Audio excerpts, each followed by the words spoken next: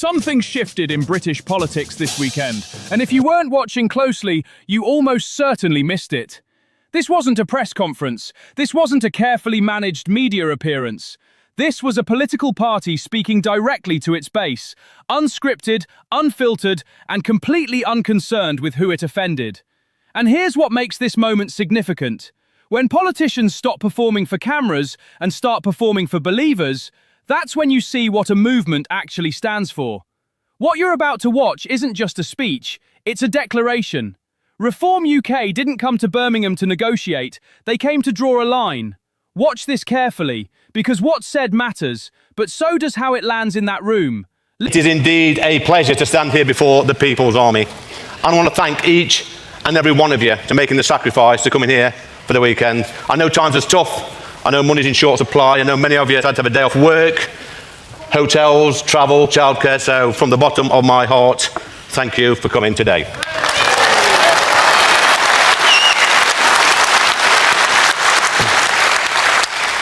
I want my country back.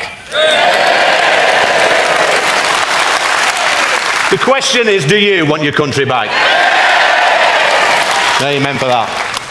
You know, I remember a time when our children went to school and they were taught how to read and write and become good citizens. They were not taught they could be a different gender. They did not have to sit down and listen to a 6'5" drag queen read stories to them. This has been happening under our watch in this country. It's an absolute disgrace.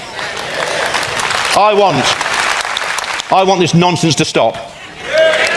Yeah. Let children be children. Let them grow and develop and learn and make their own mistakes. They'll figure it out when they get to 18.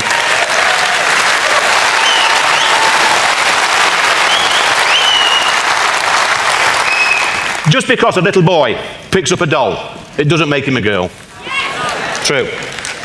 And just because a little girl kicks a football, it doesn't mean she wants to be a boy. I want my country back, and the country I'm talking about would not tolerate this nonsense.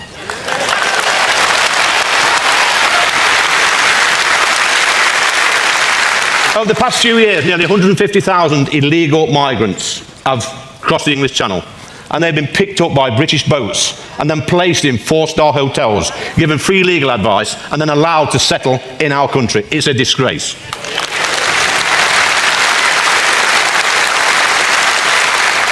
"90% of these arrivals are young men, some destined for a life of crime." We've seen it before. They've come into this country and committed all sorts of horrific crimes. And our governments have passed 3 acts of Parliament to stop the boats, and they still keep coming. These men have broken into our country.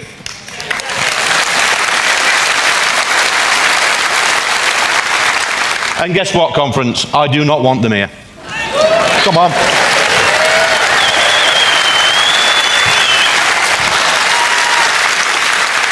I want my country back, and the country I'm talking about would not tolerate this stupidity. You know what?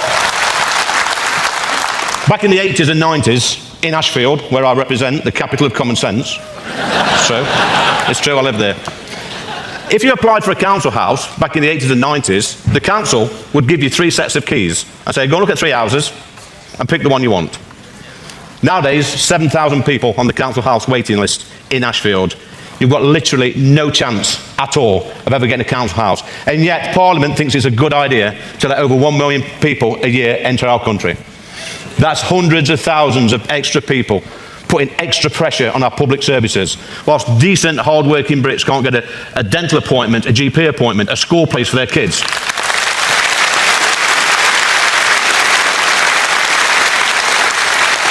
And these idiot politicians tell us that mass migration is a great thing and makes us all better off.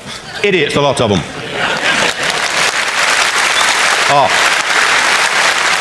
I want my country back, and the country I'm talking about would not tolerate this stupidity.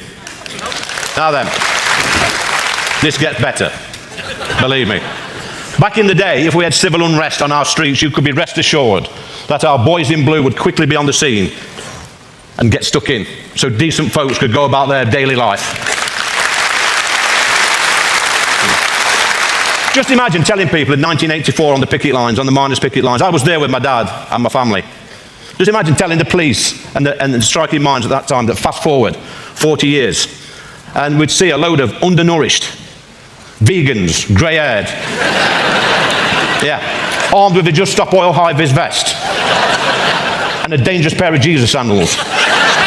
Yeah. Entering London and bringing the whole capital city to a standstill, whilst the Metropolitan Police stood by and did nothing, apart from dance the Macarena.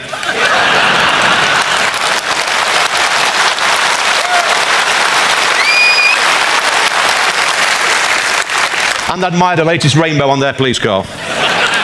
It's true. I want my country back, and the country I'm talking about would not tolerate this stupidity. No, it's true. What about net zero? What a load of rubbish that is. Yeah. Let me tell you, these lunatics that keep banging on about net zero.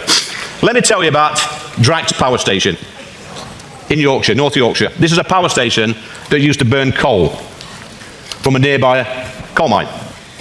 Now, what does it burn now? It burns wood. Genius. This wood,